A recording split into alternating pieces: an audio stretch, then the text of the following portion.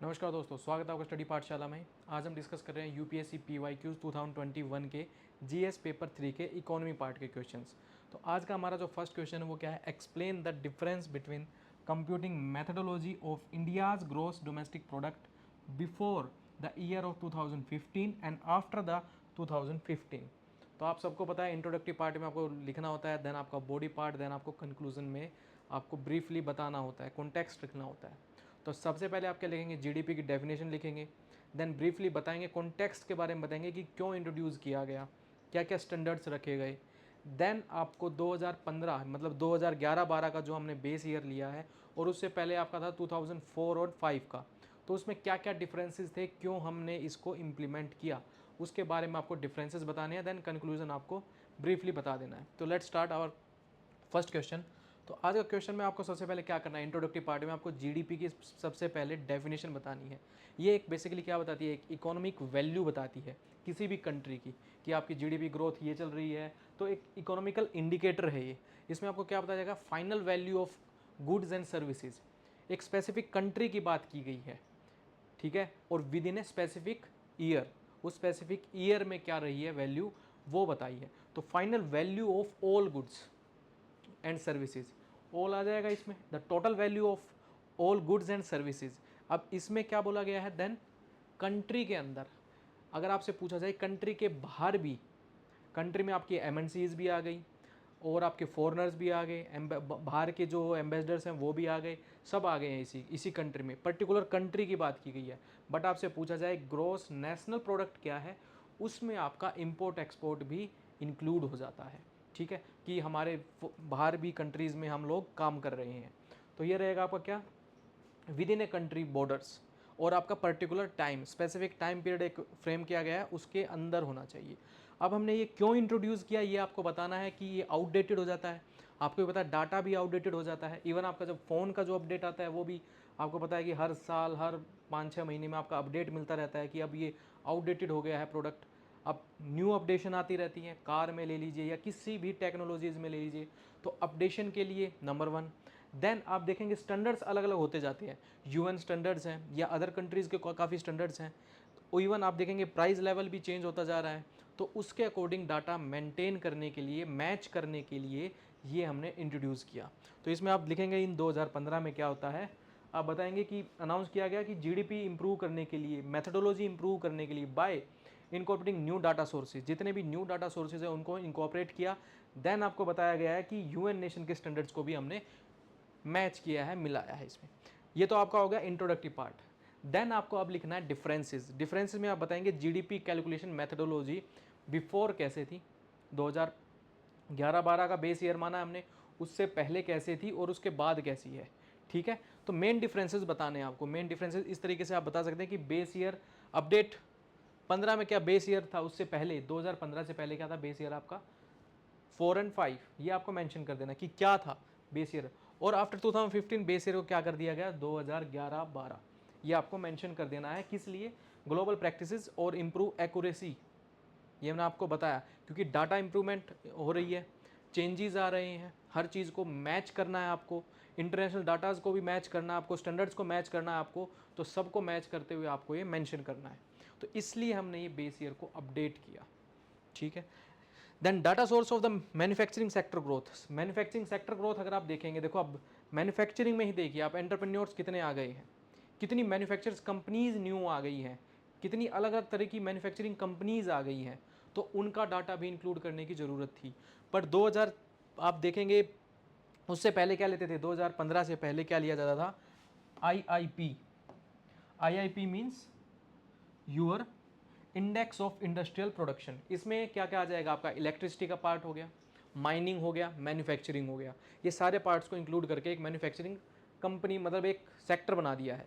अब इसमें क्या करेंगे, इसके इंडेक्स के तहत एक डाटा निकलेगा, उससे आपका मेंशन किया जाएगा। Then annual survey of industries covering आपका 2 लाख फैक्ट्रीज इसमें इंक्लूड की गई हैं।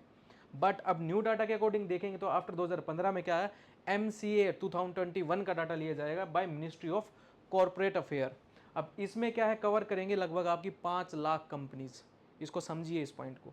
और क्या रहेंगी, फॉर मोर कॉम्प्रिहेंसिव व्यूज़, जितनी भी 5 लाख कंपनीज हैं उनके मोर कॉम्प्रिहेंसिव व्यूज़ के तहत। अब आप कहेंगे IIP क्या चीज़ है? बेसिकली आपका प्रोडक्शन डाटा लेके आती है। जैसे ही आपका GDP था, सिमिलरली ये मैन्युफैक्चरिंग सेक्टर्स के लिए है ये। जैसे मैंने आपको बताया इलेक्ट्रिसिटी का हो गया प्रोडक्शन में, और आपका माइनिंग हो गया, और अदर मैन्युफैक्चरिंग्स होगी। जैसे आपका 8 कोर सेक्टर्स भी आएंगे उसमें, वो भी मेंशन हम आगे अगर क्वेश्चन आता है तो उसको हम करेंगे। बाकी वो अलग कॉन्टेक्स्ट हो जाता है, बट हमें क्या बताना है इसमें, डिफरेंसेस बताने हैं। उसके तहत आपको ये मेंशन करना है कि मैन्युफैक्चरिंग सेक्टर ग्रोथ देखेंगे, पहले कितनी कंपनीज थी, 2 लाख थी, अब कितनी आ गई हैं, 5 लाख हो गई हैं। ठीक है। देन नेक्स्ट आता है आपका डिफरेंसेस में, बेस ईयर तो हमारा हो गया था। नेक्स्ट आपका GDP calculation method. GDP calculation method किस पे होता था पहले, GDP फैक्टर कॉस्ट पे। फैक्टर कॉस्ट को आप मैं बेसिक टर्म्स में बताऊं तो आप ये समझ सकते हैं कि किसी भी फैक्ट्री के अंदर जो कॉस्ट है फाइनल प्रोडक्ट्स की, फाइनल वैल्यू जो है वो हो गई आपकी GDP एट फैक्टर कॉस्ट। इसमें आपका क्या कर दिया, मार्केट प्राइस माइनस आपका क्या हो जाएगा, मैं इसका आपको सिंपल टर्म्स में बताता हूँ। अब क्या अडॉप्ट किया गया है, GDP एट मार्केट प्राइस। अब GDP एट मार्केट प्राइस वो आप क्या लिख सकते हैं, GDP MP। ठीक है। अब GDP एट फैक्टर कॉस्ट, अब ये कोई भी फैक्ट्री से बाहर ये प्रोडक्ट निकला है, ये फाइनल प्रोडक्ट है, ये बिकने के लायक प्रोडक्ट है, राइट। और आप इसका फ़ोन का एग्जांपल भी ले सकते हैं कि फ़ोन एक फाइनल प्रोडक्ट है, अब ये फैक्ट्री के अंदर है, बट ये अब लॉन्च किया जा रहा है मार्केट के अंदर। मार्केट में क्या दिया जाएगा, अब इस पर टैक्स भी तो लगेगा, पर सबसे पहले क्या रहेगा, GDP फैक्टर कॉस्ट है। अब क्या लगा है, इनडायरेक्ट टैक्सेस लगेंगे, GST लगता है ना इस पर। आप अमेजोन से कुछ मंगा रहे हैं, फ्लिपकार्ट से मंगा रहे हैं, आप देखेंगे कि GST लग रहा है उस पर। तो GST मतलब क्या रहेगा, इनडायरेक्ट टैक्स उसमें इंक्लूड होगा। ID लिख दिया मैंने, इनडायरेक्ट टैक्स माइनस क्या किया जाएगा, सब्सिडीज़। क्या पता वो इन्वायरमेंट फ्रेंडली है या गवर्नमेंट उस पर सब्सिडीज़ देना चाहती है, तो उस पर क्या लिख देंगे, सब्सिडीज़। ठीक है। तो ये आपका क्या निकल के आएगा, GDP eight market price. Similarly मैं कहूँगा आपका GDP एट फैक्टर कॉस्ट, तो इन दोनों प्रोडक्ट्स को आप एक सिंपल मैथमेटिक टर्म्स है, इनको आप इस साइड ले आइए, तो आपको क्या निकल के आ जाएगा, GDP एट फैक्टर कॉस्ट। अब क्या किया गया है, उससे पहले क्या था आपका, 2015 से पहले GDP एट फैक्टर कॉस्ट देखा जाता था। अब 2015 के बाद आपका GV लिया गया है, gross value additions. Gross value addition क्या होता है, वो भी फाइनल प्रोडक्ट है किसी भी मैन्युफैक्चरिंग, एक फैक्ट्री, एक तो होता है आपका GDP eight factor cost, means आपका नेशनल लेवल पे हो गया, बट मैं कहता हूँ GVA it is a factor cost of किसी भी मैन्युफैक्चरिंग हब या किसी भी फैक्ट्री के लिया जाता है। GV होता है ग्रोस वैल्यू एडिशन, मीन्स जितने भी इंटरमीडिएट गुड्स हैं उनको हम माइनस कर दें और जो प्रोडक्ट निकल के आया है उसको बोल दिया जाएगा GVA, ग्रोस वैल्यू एडिशन। तो इसमें भी यही बताया गया है कि GVA को एट बेसिक प्राइस भी ऐड किया गया है, GDP एट मार्केट प्राइस भी लिया गया है, ताकि इंटरनेशनल स्टैंडर्ड्स को मैच करते हुए इसको लिया गया है। ठीक है। देन आपका आता है लेबर इनकम कैलकुलेशन। पहले बेसिक होता था, 2015 से पहले सारी जितने भी लेबर्स थे उनको एक ही टर्म्स में रखा गया था, एक ही प्लेटफॉर्म पे रखा गया था। बट 2015 के बाद क्या किया गया है, इफेक्टिव लेबर इनपुट्स लिया गया है कि प्रोफेशन के अकॉर्डिंग देखा जाएगा कि एंटरप्रेन्योर्स कितने हैं, ओनर्स कितने हैं, हेल्पर्स कितने हैं, प्रोफेशनल्स कितने हैं, ये सारी चीज़ अलग अलग की गई, हायर्ड प्रोफेशनल्स कितने हैं। तो एक लेबर इनकम कैलकुलेशन में क्या कर दिया गया, स्टैंडर्ड्स अलग अलग बना दिए गए कि एंटरप्रेन्योर्स कितने हैं, हेल्पर्स कितने हैं, हायर्ड आपके प्रोफेशनल्स कितने हैं, अलग अलग मेंशन कर दिया गया। बट 2015 से पहले क्या था, ऑल लेबर इनपुट सभी एक ही प्लेटफॉर्म पे रखे गए थे। देन आपका आता है value addition in agriculture. Farm produce था पहले बस, अब 2015 के बाद क्या कर दिया, उसको ब्रॉडर बना दिया गया, लाइफ स्टॉक्स आ गया आपका, सबसे बड़ा एग्जांपल आ जाएगा। अदर कंपोनेंट्स भी ऐड कर दिए गए, जैसे आपका लाइफ स्टॉक डाटा हो गया और बाकी कंपोनेंट्स को भी ऐड कर दिया गया। उससे पहले क्या था, ओनली फार्म प्रोडक्ट्स। अब आता है inclusive of the financial sector, आपका सेक्टर इनकम। इसमें बेसिक लिमिटेड था, बैंकिंग सेक्टर हो गया, कुछ आपके म्यूचुअल फंड्स हो गए बेसिक्स वाले, और आपका क्या लगा सकते हैं, इंश्योरेंस कंपनीज होगी। बट 2015 के बाद इसको एक्सपेंड किया गया, वाइडर किया गया, से भी आ गया इसमें, आपका प्रोविडेंट फंड्स वाले आ गए, लाइव आपका कौन से हो गए, स्टॉक होल्डर्स आ गए, देन आपके आगे एसेट मैनेजमेंट कंपनीज आ गई, म्यूचुअल फंड्स आ गए, पेंशन फंड्स आ गए, आपकी जितनी भी रेगुलेटरी अदर बॉडीज़ हैं जैसे आपका सेबी है, ये सारी चीज़ भी इसमें बॉडीज़ भी इसी में इंक्लूड कर दी गई। तो इस तरीके से आपको ये बताना है इस क्वेश्चन को, क्योंकि आपको 150 वर्ड्स में लिखना है, तो आपको विद इन टाइम लिमिट और विद इन वर्ड लिमिट में ये क्वेश्चन कंप्लीट करना है। तो मोर देन एनफ आपके 6 से 7 पॉइंट्स। देन आपको कंक्लूजन पार्ट में यही करना है कि हमें अपडेशन की ज़रूरत है।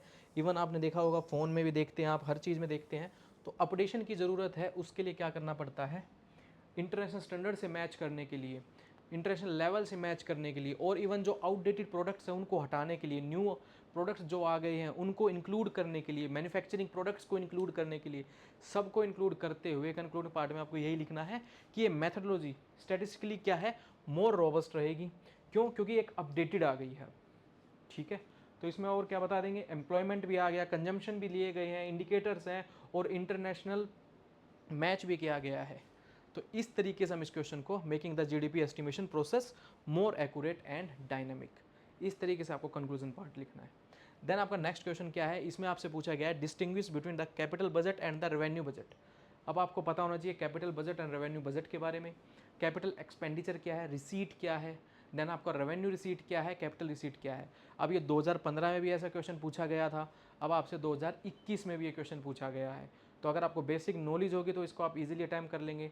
आप स्टार्ट करेंगे वही बजट के बारे में, आर्टिकल 112, देन आपको बताना है उसके बारे में ब्रीफली, एनुअल फाइनेंशियल स्टेटमेंट बोला जाता है, किस लिए यूज़ किया जाता है आपका बजट आपको ही पता है, जितने भी रिसोर्सेज हैं, मतलब पैसा है एट द एंड रिसोर्स, उसको क्या किया जा रहा है, रीएलोकेट किया जा रहा है, मिनिस्ट्रीज़ को प्रोवाइड किया जा रहा है, सब्सिडीज़ बढ़ानी है या घटानी है, अल्टीमेट गोल क्या है, इकोनॉमिक ग्रोथ, राइट, इनइक्वालिटी को कम करना।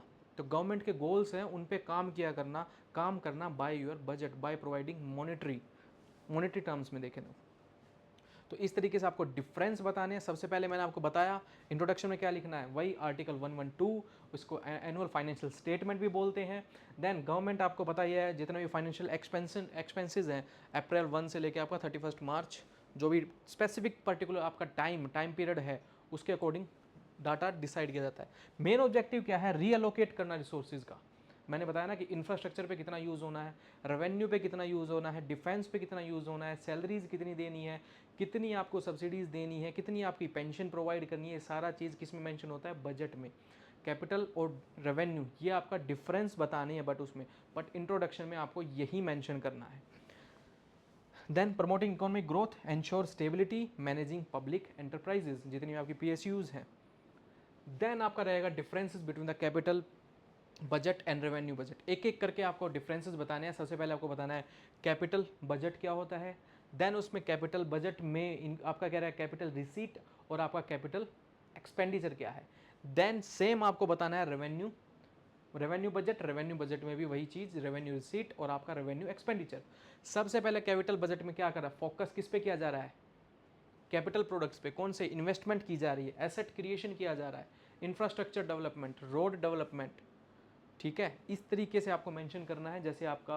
और रेवेन्यू बजट कहाँ होगा आपका, डे टू डे एक्सपेंसेस, जितने भी डे टू डे एक्सपेंसेस है मैंने वही बताया, जैसे सैलरी है, डिफेंस सेक्टर में पैसा लगाना है, पेंशन देनी है, सब्सिडीज़ देनी है, टैक्स आ रहा है, तो ये सारे आपका किस में आ गए, रेवेन्यू में। ठीक है, तो ये आपका क्या आ गया, day to day expenses and आपका जितना भी रिकरिंग इनकम्स, जितनी भी इनकम आ रही है डे टू डे वाली वो। बट कैपिटल बजट में आपका कैपिटल रिसीट क्या होगा, डिसइन्वेस्टमेंट, लोन रिकवर की बड़ी पेमेंट जो दी थी गवर्नमेंट ने वो रिकवर हो गई है या डिसइन्वेस्टमेंट कर रही है किसी भी PSUs में, किसी पब्लिक एंटरप्राइजेज में डिसइन्वेस्टमेंट की जा रही है, और उससे एक तरह से बोल सकते हैं आप मोटा पैसा आ रहा है। बट ये वन टाइम पैसा है, डे टू डे वाला पैसा नहीं है, डेली डिसइन्वेस्टमेंट नहीं कर सकती गवर्नमेंट। तो इस तरीके से समझना आपको। कैपिटल बजट में आपका क्या बताएंगे, इंक्लूड कैपिटल एक्सपेंडिचर सच है, जैसे आपका वही मैंने बताया, इंफ्रास्ट्रक्चर्स हो गया, रोड्स हो गए, और जितने भी एसेट डेवलपमेंट वाले प्रोडक्ट्स होंगे वो आपके आएंगे कैपिटल इन्वेस्टमेंट। मेन एम क्या है, कॉमर्शियल आपका क्या रहेगा, इकोनॉमिक कैपेसिटी और पब्लिक सर्विसेज को बढ़ाना। एग्जाम्पल आपका highway construction, health care infrastructure, इसमें आपका स्कूल्स भी आ सकते हैं, राइट। देन आपका आता है रेवेन्यू बजट। रेवेन्यू बजट्स में क्या आ जाएगा आपका, ऑपरेशनल एक्सपेंसेस होंगे, गवर्नमेंट इनकम्स हो गई, डे टू डे एक्टिविटीज़। ठीक है, इनकम्स आ गई है, इनकम भी जनरेट कर रहे हैं। ठीक है, इनकम जनरेट आपका किस फॉर्म में हो जाएगा, जैसे लोन तो दिया था कैपिटल बजट में, बट इंटरेस्ट किस में आ रहा है, इंटरेस्ट तो आपका मंथली आ रहा है या ईयरली आ रहा है, बट वो आ रहा है ना, रेगुलर आ रहा है, तो इंटरेस्ट किस में ऐड होगा, रेवेन्यू रिसीट में, राइट।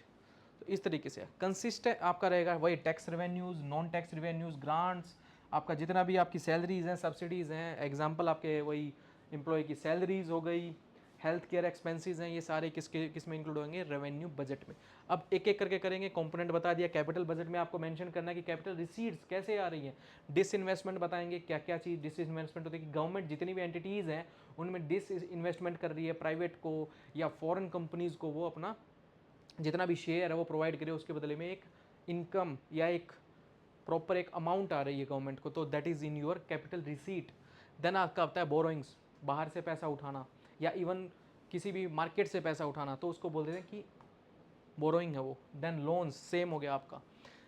देन आता है आपका कैपिटल एक्सपेंडिचर, इन्वेस्टमेंट की जा रही है इंफ्रास्ट्रक्चर में। मैंने आपको बताया रोड कंस्ट्रक्शन इंफ्रास्ट्रक्चर हो गया, हेल्थ केयर में हो गया, आपका स्कूल्स में हो गए, सारे कंस्ट्रक्शन आपका। लोन देना स्टेट्स को, capital expenditure. But loan recovered होना, कैपिटल रिसीट। सेम आपको बता रहा हूं मैं, लोन देना स्टेट को बट इंटरेस्ट मंथली या ईयरली आना is in your capital receipt. तो ये एग्जांपल आपको याद रखने पड़ेंगे, इवन आपके प्रीलिम में ये क्वेश्चंस आते हैं, ये आपको याद होनी चाहिए, ये आपको कंफ्यूजिंग होते हैं, इसको आपको समझना है। देन आपका आता है रेवेन्यू रिसीट। रेवेन्यू रिसीट में आपका वही आ गया टैक्स रेवेन्यू। टैक्स रेवेन्यू में कौन से हो गए आपके, जितना भी इनकम टैक्स, कॉर्पोरेट टैक्स, ये सारे आपके टैक्स रेवेन्यू का पार्ट हो गए। एक्सक्लूडिंग योर जीएसटी एंड वो किस में आ गए, नॉन टैक्स रेवेन्यूज में आ गए, custom duties and your GST. Revenue expenditure में क्या बताएंगे, वही सैलरीज, पेंशन, इंटरेस्ट पेमेंट्स आ गया ना, इंटरेस्ट पेमेंट्स वो वाला पार्ट, राइट। देन आपका सब्सिडीज, इंटरेस्ट पेमेंट, ये एक्सपेंडिचर में आया है। अगर आता यहाँ पर रेवेन्यू रिसीट में आता आपका इंटरेस्ट कहाँ से आया है, loan from the states. Same आपका इंटरेस्ट पेमेंट्स कौन से वाला, जो लोन लिया है कैपिटल रिसीट्स में, बाहर की कंपनीज से या मार्केट से या फॉरेन की जितने भी आपके लगा लीजिए वर्ल्ड बैंक से, आईएमएफ से जो पैसा उठाया है, उसका इंटरेस्ट पे करना is your capital revenue expenditure. ये आपको मेंशन करने हैं। देन आपका एडमिनिस्ट्रेटिव एक्सपेंसेस, ये सारी किस में आ जाएंगे, ये आपको डिफरेंस बताने हैं क्योंकि पूछा गया है क्वेश्चन में already, distinguish between.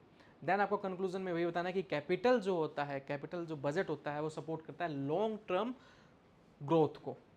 Eight the end economical growth, infrastructural growth. अब इंफ्रास्ट्रक्चर प्रोवाइड करेंगे तभी तो ग्रोथ होगी, road connectivity, railway connectivity, right. Special economic zone बनाना, तो वो किससे होगा, कैपिटल बजट प्रोवाइड किया जाएगा, उससे वो ग्रोथ होगी, ठीक है। और डे टू डे एक्सपेंसेस वो आपका होगा रेवेन्यू बजट। तो इस तरह से आपको मेंशन करना है कि बोथ आर एसेंशियल्स, दोनों एसेंशियल है। Obviously day to day activities भी जरूरी है और आपका कैपिटल इंफ्रास्ट्रक्चर डेवलपमेंट भी होना जरूरी है। दोनों की ग्रोथ होगी तभी तो एक अल्टीमेट ग्रोथ होगी किसी भी कंट्री की। तो आपको बताना है कि both are essential for managing financial resources and meeting the countries your diverse need.